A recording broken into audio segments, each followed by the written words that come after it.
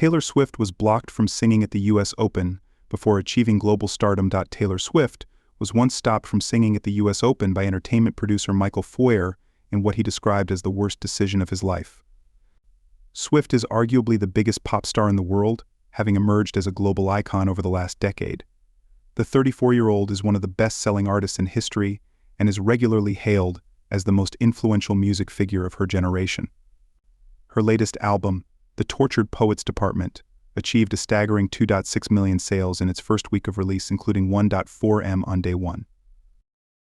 Before achieving fame and fortune, Swift appeared at the US Open to sing the national anthem as a relative unknown in 2001 and 2002.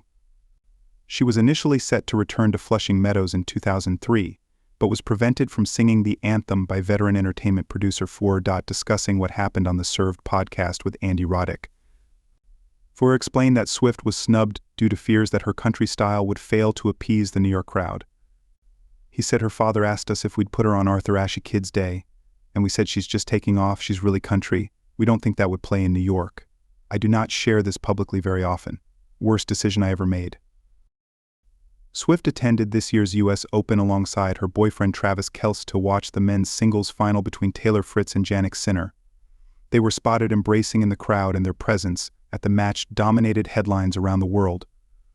Roddick is also a huge admirer of Swift, both for her musical prowess and her political views following her endorsement of Kamala Harris ahead of the upcoming presidential election. He recently criticized Fox News anchor Harris Faulkner for urging Swift to avoid bringing politics into her live shows. Discussing her popular Eras tour, Faulkner said the tickets are extremely expensive to go see her.